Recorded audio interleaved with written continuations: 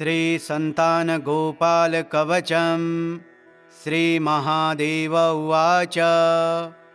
अथ वक्ष्यामि कवचं गोपालस्य जगद्गुरोः, यस्य स्मरणमात्रेण जीवन्मुक्तो भवेन्नरः। शृणु देवि प्रवक्ष्यामि सावधानावधारय। नारदोऽस्य ऋषिर्देवी छन्दोनुष्टुबुधाहृतं। देवता बालकृष्णश्च चतुर्वर्गप्रदायकः। शिरो मे बालकृष्णश्च पातु नित्यं मम श्रुति। नारायणः पातु कण्ठं गोपीवन्द्यः कपोलकं। नासिके मधुहा पातु चक्षुषी नन्दनन्दनः। जनार्दनः पातु दन्तान् अधरं माधवस्तथा। ऊर्ध्वोष्ठं पातु वाराहश्चिबुकं केशिसूदनः।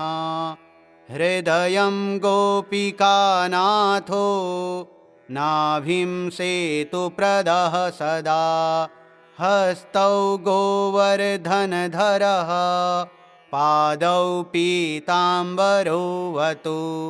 कराङ्गुलिः श्रीधरो मे पादाङ्गुल्यः कृपामयः। लिङ्गं पातु गदापाणिर्बालक्रीडामनोरमः। जगन्नाथः पातु पूर्वं श्रीरामोऽवतु पश्चिमम्। उत्तरं कैटभारिश्च दक्षिणं हनुमत्प्रभुः। आग्नेय्यां पातु गोविन्दो नैऋत्यां पातु केशवः। वायव्यां पातु दैत्यारी रैशान्यां गोपनन्दनः। ऊर्ध्वं पातु प्रलम्बारी रथः कैटभमर्दनः। शयानं पातु पूतात्मा गतौ पातु श्रियः पतिः। शेषः पातु निरालम्बे जाग्रद्भावे ह्यपाम्पतिः। भोजने केशिहा पातु कृष्णः सर्वाङ्गसन्धिषु।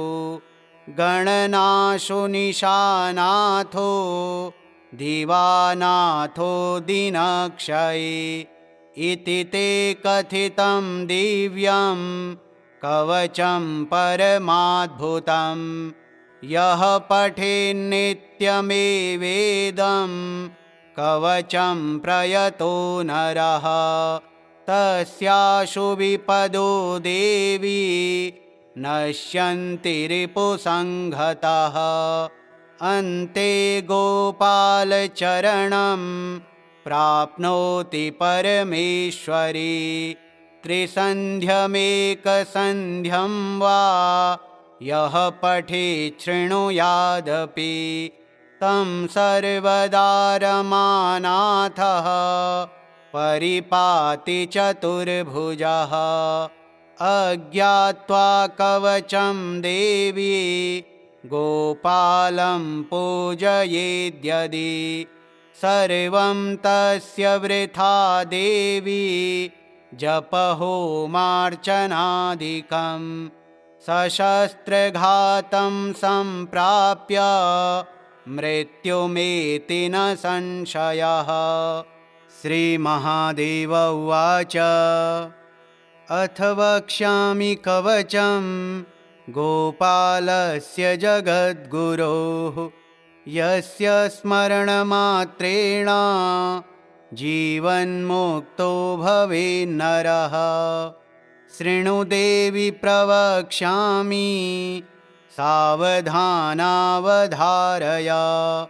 नारदोऽस्य ऋषिर्देवी छन्दोनुष्टुबुधाहृतं। देवता बालकृष्णश्च चतुर्वर्गप्रदायकः। शिरो मे बालकृष्णश्च पातु नित्यं मम श्रुति। नारायणः पातु कण्ठं गोपीवन्द्यः कपोलकं। नासिके मधुहा पातु चक्षुषी नन्दनन्दनः। जनार्दनः पातु दन्तान् अधरं माधवस्तथा।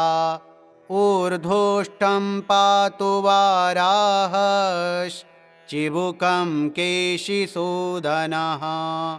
हृदयं गोपिकानाथो नाभिं सेतुप्रदः सदा। हस्तौ गोवर्धनधरः पादौ पीताम्बरोऽवतु। कराङ्गुलिः श्रीधरो मे पादाङ्गुल्यः कृपामयः। लिङ्गं पातु गदापाणिर्बालक्रीडामनोरमः। जगन्नाथः पातु पूर्वं श्रीरामोऽवतु पश्चिमम्। उत्तरं कैटभारिश्च दक्षिणं हनुमत्प्रभुः। आग्नेय्यां पातु गोविन्दो नैऋत्यां पातु केशवः। वायव्यां पातु दैत्यारी रैशान्यां गोपनन्दनः। ऊर्ध्वं पातु प्रलम्बारी रथः कैटभमर्दनः। शयानं पातु पूतात्मा गतौ पातु श्रियः पतिः। शेषः पातु निरालम्बे जाग्रद्भावे ह्यपाम्पतिः। भोजने केशिहा पातु कृष्णः सर्वाङ्गसन्धिषु। गणनाशो निशानाथो दिवानाथो दिनक्षये। इति ते कथितं दिव्यं कवचं परमाद्भुतं। यः पठेन्नित्यमेवेदं कवचं प्रयतो नरः। तस्याशु विपदो देवी नश्यन्ति रिपुसंहतः। अन्ते गोपालचरणं प्राप्नोति परमेश्वरी। त्रिसन्ध्यमेकसन्ध्यं वा यः पठेत् शृणुयादपि तं सर्वदा रमानाथः परिपाति चतुर्भुजः। अज्ञात्वा कवचं देवी गोपालं पूजयेद्यदि सर्वं तस्य वृथा देवी जपहोमार्चनादिकं। सशस्त्रघातं सम्प्राप्य मृत्युमेति न संशयः। श्रीमहादेव उवाच अथ वक्ष्यामि कवचं गोपालस्य जगद्गुरोः। यस्य स्मरणमात्रेण जीवन्मुक्तो भवेन्नरः। शृणु देवि प्रवक्ष्यामि सावधानावधारय। नारदोऽस्य ऋषिर्देवी छन्दोनुष्टुबुधाहृतं। देवता बालकृष्णश्च चतुर्वर्गप्रदायकः। शिरो मे बालकृष्णश्च पातु नित्यं मम श्रुति। नारायणः पातु कण्ठं गोपीवन्द्यः कपोलकं नासिके मधुहा पातु चक्षुषी नन्दनन्दनः जनार्दनः पातु दन्तान् अधरं माधवस्तथा ऊर्ध्वोष्ठं पातु वाराहश्चिबुकं केशिसूदनः हृदयं गोपिकानाथो नाभिं सेतुप्रदः सदा हस्तौ गोवर्धनधरः पादौ पीताम्बरोऽवतु कराङ्गुलिः श्रीधरो मे पादाङ्गुल्यः कृपामयः लिङ्गं पातु गदापाणिर्बालक्रीडामनोरमः जगन्नाथः पातु पूर्वं श्रीरामोऽवतु पश्चिमम् उत्तरं कैटभारिश्च दक्षिणं हनुमत्प्रभुः आग्नेय्यां पातु गोविन्दो नैऋत्यां पातु केशवः वायव्यां पातु दैत्यारी रैशान्यां गोपनन्दनः ऊर्ध्वं पातु प्रलम्बारी रथः कैटभमर्दनः शयानं पातु पूतात्मा गतौ पातु श्रियः पतिः शेषः पातु निरालम्बे जाग्रद्भावे ह्यपाम्पतिः भोजने केशिहा पातु कृष्णः सर्वाङ्गसन्धिषु गणनाशो निशानाथो दिवानाथो दिनक्षये इति ते कथितं दिव्यं कवचं परमाद्भुतं यः पठेन्नित्यमेवेदं कवचं प्रयतो नरः तस्याशु विपदो देवी नश्यन्ति रिपुसंहतः अन्ते गोपालचरणं प्राप्नोति परमेश्वरी त्रिसन्ध्यमेकसन्ध्यं वा यः पठेत् शृणुयादपि तं सर्वदा रमानाथः परिपाति चतुर्भुजः अज्ञात्वा कवचं देवी गोपालं पूजयेद्यदि सर्वं तस्य वृथा देवी जपहोमार्चनादिकं सशस्त्रघातं सम्प्राप्य मृत्युमेति न संशयः। श्रीमहादेव उवाच अथ वक्ष्यामि कवचं गोपालस्य जगद्गुरोः यस्य स्मरणमात्रेण जीवन्मुक्तो भवेन्नरः शृणु देवि प्रवक्ष्यामि सावधानावधारय नारदोऽस्य ऋषिर्देवी छन्दोनुष्टुबुधाहृतं देवता बालकृष्णश्च चतुर्वर्गप्रदायकः शिरो मे बालकृष्णश्च पातु नित्यं मम श्रुति नारायणः पातु कण्ठं गोपीवन्द्यः कपोलकं नासिके मधुहा पातु चक्षुषी नन्दनन्दनः जनार्दनः पातु दन्तान् अधरं माधवस्तथा ऊर्ध्वोष्ठं पातु वाराहश्चिबुकं चिबुकं केशिसूदनः हृदयं गोपिकानाथो नाभिं सेतुप्रदः सदा हस्तौ गोवर्धनधरः पादौ पीताम्बरोऽवतु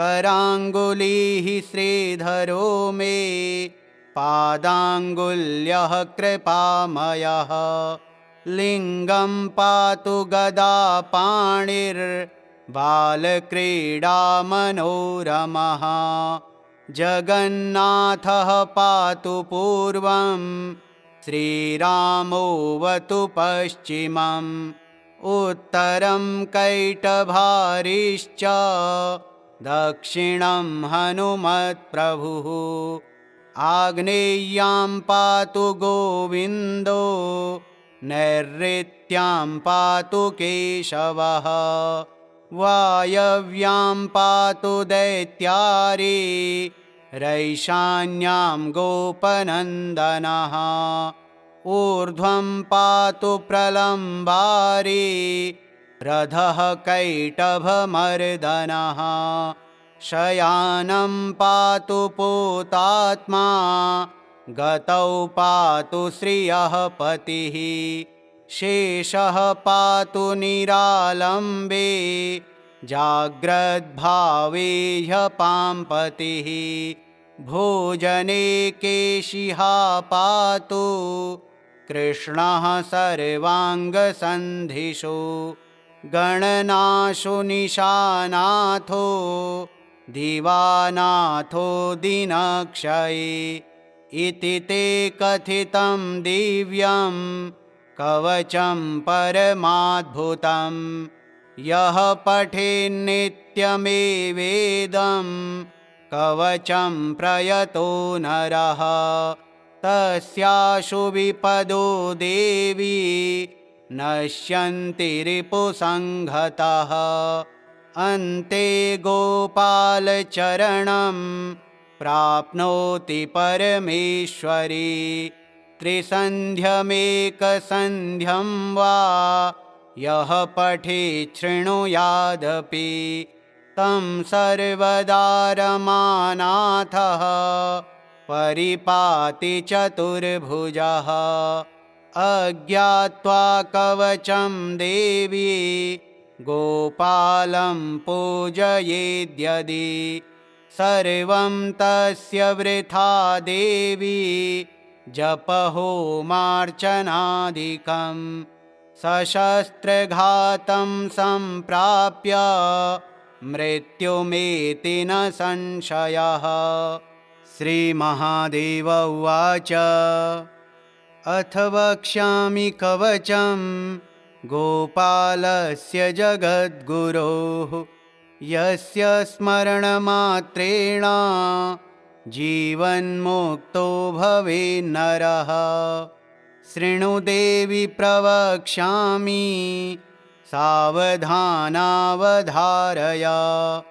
नारदोऽस्य ऋषिर्देवी छन्दोनुष्टुबुधाहृतं देवता बालकृष्णश्च चतुर्वर्गप्रदायकः शिरो मे बालकृष्णश्च पातु नित्यं मम श्रुति नारायणः पातु कण्ठं गोपीवन्द्यः कपोलकं नासिके मधुहा पातु चक्षुषी नन्दनन्दनः जनार्दनः पातु दन्तान् अधरं माधवस्तथा ऊर्ध्वोष्ठं पातु वाराहश्चिबुकं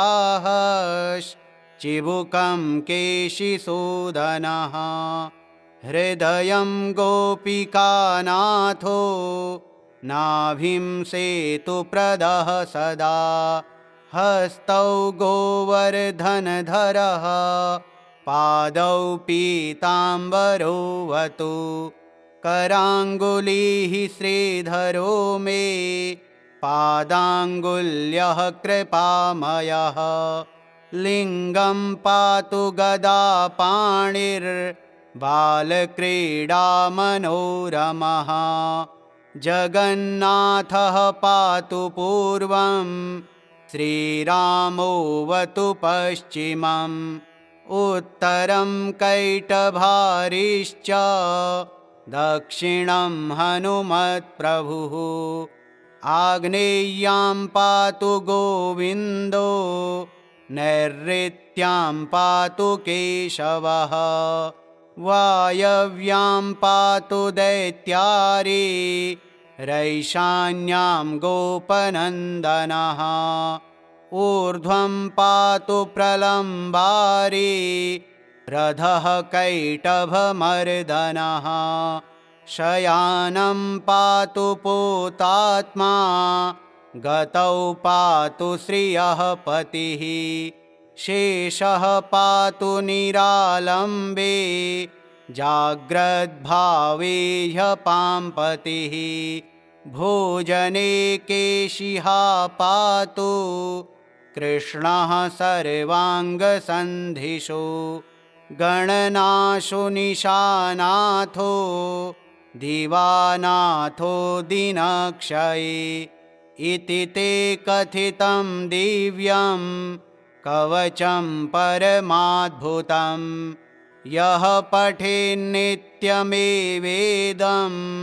कवचं प्रयतो नरः तस्याशु विपदो देवी नश्यन्ति रिपुसंहतः अन्ते गोपालचरणं प्राप्नोति परमेश्वरी त्रिसन्ध्यमेकसन्ध्यं वा यः पठेत् शृणुयादपि तं सर्वदा रमानाथः परिपाति चतुर्भुजः अज्ञात्वा कवचं देवी गोपालं पूजयेद्यदि सर्वं तस्य वृथा देवी जपहोमार्चनादिकं सशस्त्रघातं सम्प्राप्य मृत्युमेति न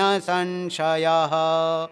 श्रीमहादेव उवाच अथ वक्ष्यामि कवचं गोपालस्य जगद्गुरोः यस्य स्मरणमात्रेण जीवन्मुक्तो भवेन्नरः शृणु देवि प्रवक्ष्यामि सावधानावधारय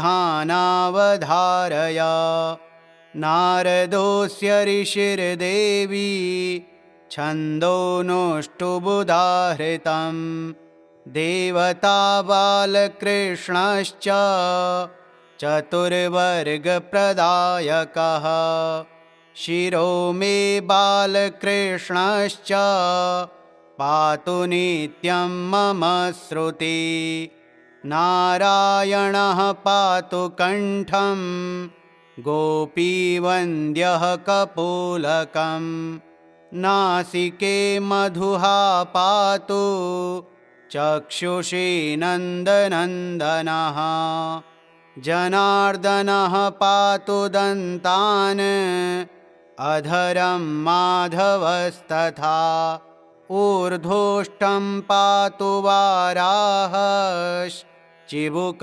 केशिसूदनः हृदयं गोपिकानाथो नाभिं सेतुप्रदः सदा हस्तौ गोवर्धनधरः पादौ पीताम्बरोऽवतु कराङ्गुलिः श्रीधरो मे पादाङ्गुल्यः कृपामयः लिङ्गं पातु गदापाणिर्बालक्रीडामनोरमः जगन्नाथः पातु पूर्वं श्रीरामोऽवतु पश्चिमम् उत्तरं कैटभारिश्च दक्षिणं हनुमत्प्रभुः आग्नेय्यां पातु गोविन्दो नैऋत्यां पातु केशवः वायव्यां पातु दैत्यारी रैशान्यां गोपनन्दनः ऊर्ध्वं पातु प्रलम्बारी रथः कैटभमर्दनः शयानं पातु पूतात्मा गतौ पातु श्रियः पतिः शेषः पातु निरालम्बे जाग्रद्भावे ह्यपाम्पतिः भोजने केशिः पातु कृष्णः सर्वाङ्गसन्धिषु गणनाशु निशानाथो दिवानाथो दिनक्षये इति ते कथितं दिव्यं कवचं परमाद्भुतं यः पठेन्नित्यमेवेदं कवचं प्रयतो नरः तस्याशु विपदो देवी नश्यन्ति रिपुसंहतः अन्ते गोपालचरणं प्राप्नोति परमेश्वरी त्रिसन्ध्यमेकसन्ध्यं वा यः पठेत् शृणुयादपि तं सर्वदा रमानाथः परिपाति चतुर्भुजः अज्ञात्वा कवचं देवी गोपालं पूजयेद्यदि सर्वं तस्य वृथा देवी जपहोमार्चनादिकं सशस्त्रघातं सम्प्राप्य मृत्युमेति न संशयः। श्रीमहादेव उवाच अथ वक्ष्यामि कवचं गोपालस्य जगद्गुरोः यस्य स्मरणमात्रेण जीवन्मुक्तो भवेन्नरः शृणु देवि प्रवक्ष्यामि सावधानावधारय नारदोऽस्य ऋषिर्देवी छन्दोनुष्टुबुधाहृतं देवता बालकृष्णश्च चतुर्वर्गप्रदायकः शिरो मे बालकृष्णश्च पातु नित्यं मम श्रुति नारायणः पातु कण्ठं गोपीवन्द्यः कपोलकं नासिके मधुः पातु चक्षुषी नन्दनन्दनः जनार्दनः पातु दन्तान् अधरं माधवस्तथा ऊर्ध्वोष्ठं पातु वाराहश्चिबुकं केशिसूदनः हृदयं गोपिकानाथो नाभिं सेतुप्रदः सदा हस्तौ गोवर्धनधरः पादौ पीताम्बरोऽवतु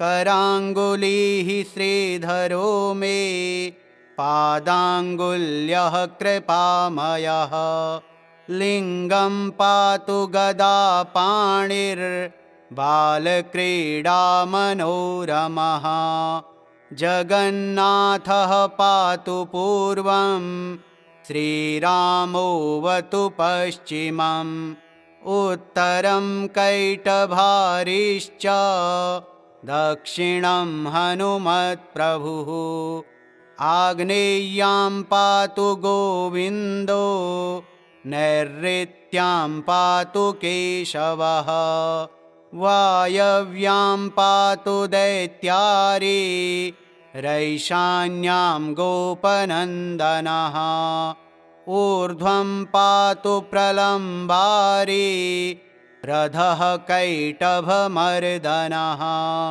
शयानं पातु पूतात्मा गतौ पातु श्रियः पतिः शेषः पातु निरालम्बे जाग्रद्भावे ह्यपाम्पतिः भोजने केशिः पातु कृष्णः सर्वाङ्गसन्धिषु